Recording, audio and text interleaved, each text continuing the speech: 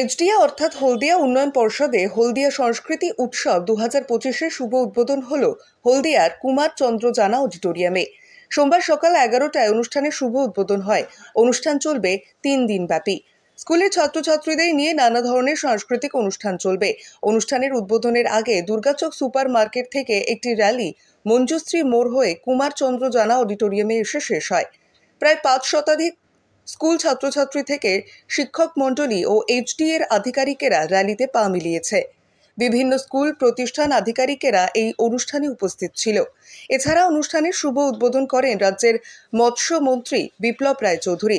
এছাড়া উপস্থিত ছিলেন হলদিয়া উন্নয়ন পর্ষদের চেয়ারম্যান জ্যোতির্ময় কর, হলদিয়া উন্নয়ন পর্ষদের সিইও কে সুধীর, হলদিয়ার বিধায়িকা তাপসী মণ্ডল, হলদিয়ার রিফাইনারির ইডি এসকে দাস, হলদিয়া পৌরসভার এক্স চেয়ারম্যান সুধাংশু মণ্ডল, হলদিয়া রিফাইনারির আধিকারিক সুশান্ত কুমার দাস প্রমুখ আধিকারিক।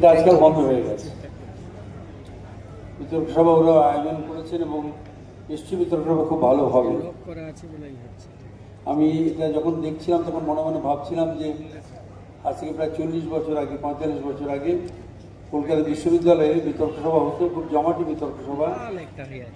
আপনারা অনেকে নাম শুনে থাকবেন, কেতকী কুশারি, যার বাবা এবং কাকা দুজনে আইএস ছিলেন কলকাতায়। তাদের মেয়ে, তাদের বাড়ির মেয়ে কেতকী কুশারি অসাধারণ বিতর্ক সভা করতেন এবং পরবর্তী পর্যায়ে তার এই সভার গুরুত্ব তিনি অক্সফোর্ডে চলে গিয়েছিলেন এবং সেখান থেকে অস্ট্রেলিয়া চলে গিয়েছিলেন। এখনও মাঝে মাঝে কলকাতায় আসেন এবং রবীন্দ্র চর্চা করেন। কেতকী কুশারি তার বিতর্ক সভা শুনতে যেতাম। এখন বিতর্ক সভার গুরুত্ব কমে গেছে। আমি কলেজেও বিতর্ক সভা খুব একটা শুনতে পাই না। আমি অধ্যাপক করকে ধন্যবাদ জানাবো যে কি সাহসের সঙ্গে তিনি বিতর্ক সভার আয়োজন করেছেন। নিশ্চয়ই অনেক প্রতিযোগী অংশ নেবে। একটা দুটো এখানে ওখানে হয়, সেগুলো শুনতে যাই যখন তখনই মনের মধ্যে উল্লাস জাগে যে একটা সময় আমরা এগুলো করেছিলাম। গাইল আনন্দ লোকে মঙ্গলালোকে। রবীন্দ্রনাথ ক্লাস 7 পর্যন্ত পড়েছিলেন। রবীন্দ্রনাথ ক্লাস 7 পর্যন্ত পড়েছিলেন এবং বাবাকে এসে বারে বারে বলতেন যে স্কুলে যেতে ভালো লাগে না। ওই ছেলেমেয়েরা খালি একে অপরের সঙ্গে গুতুগুতি করে, জামা ছেঁড়াছেঁড়ি করে, বই ছেঁড়াছেঁড়ি করে, খালি চেঁচামেচি করে, ঝগড়াঝাটি করে, আমি স্কুলে যাব না। অনেকবার শুনবার পরে বাবা বললেন যে স্কুলে যাওয়া বন্ধ করে দাও, তাতে আমি রাজি আছি, কিন্তু পড়াশুনো করতে হবে। তো পড়াশুনো করবার জন্য তিনি 4 জন শিক্ষক রেখে বাদাধ্যান সাংবো মানাংসি জানতম। মনে লেগে গেল, আহ কি সুন্দর।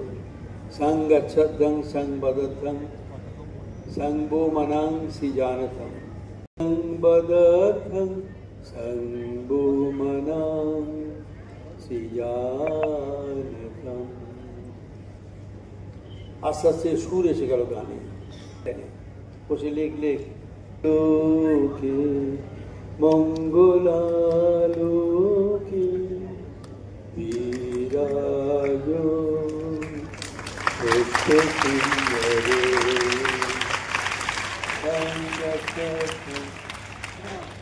একটা অসাধারণ লাইন থেকে অসাধারণের গান বেরিয়ে এলো এবং সেটা আমাদের কাছে স্মরণীয় হলো।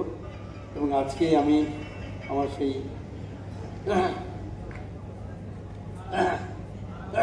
যে গান গাইলো, আমি ওকে ধন্যবাদ দেবো যে ও এই গানটা সুন্দর করে গিয়েছে।